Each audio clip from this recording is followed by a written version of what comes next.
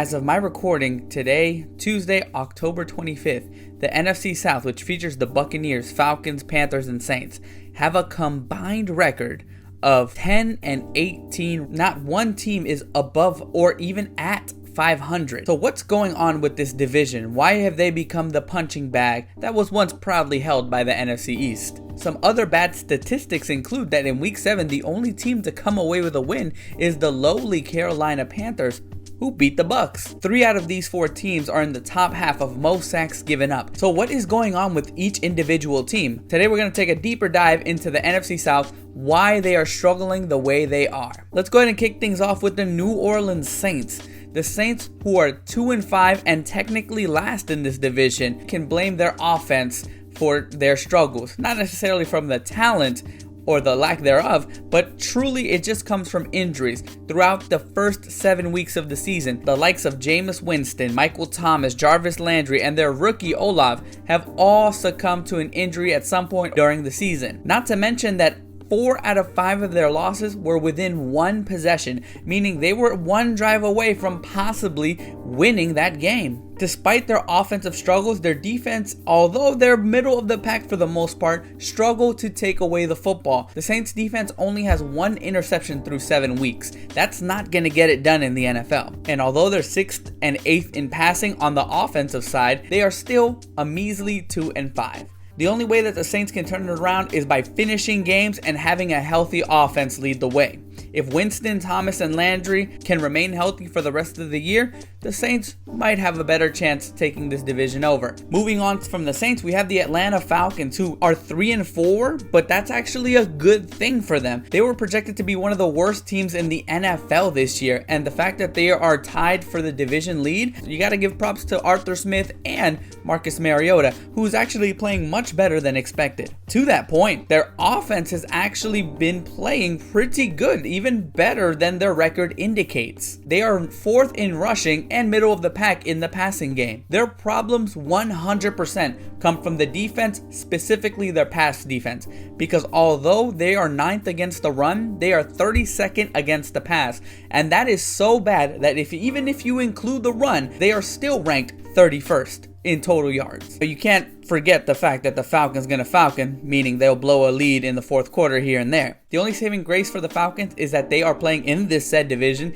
and have the 2nd easiest schedule remaining in the NFL. If Patterson can get back healthy and if Pitts can finally get it going after an early season slump, look out for the Atlanta Falcons. 3-4, but you know what? That's actually a good sign for them. The same cannot be said about the Carolina Panthers, who in my opinion, as of 2 weeks ago, I thought were in full-on tank mode. Just to name a list of what's been happening here. Their head coach Matt Rule had been fired. They are playing their 4th string quarterback due to injuries to the first 3. They have traded Robbie Anderson. They've also traded Christian McCaffrey to the 49ers. So 2 big assets on their offense are gone. Their only wins are coming from divisional rivals. And their only saving grace for the Panthers is that they, once again, just like the Falcons, are in this division and have the 3rd easiest schedule remaining in the NFL. But on offense, they are at the bottom barrel on almost every statistical category. So things will desperately need to change, and my money is on that they might have gotten their last win of the year. But as of Week 7 going into Week 8, they're only a game behind. Speaking of one of those teams that they beat, we now reach the Tampa Bay Buccaneers, who clearly are a shell of their former Super Bowl team. Many argue that the Bucs team from their Super Bowl run isn't that much different from who they are now, but that actually couldn't be further from the truth. Just looking strictly at the offense, you lost Antonio Brown, Gronkowski, and 3 of your starting linemen from just last year. To replace all of that, you got Julio Jones, who's probably played in a grand total of 17 plays. The problems right off the bat are all really on the offense because their defense is actually pretty well put together still. It's hard for a defense to carry the team on a consistent basis, but that's what the Bucs defense has been assigned to do. The Buccaneers offense is tied for 29th in scoring, and Brady seems to be a little bit off. It could have to do with a lot of off the field issues that, we were not going to talk about today, but if you've been keeping up with the NFL, you know exactly what those things are. The rushing game has been non-existent as well for the Bucs.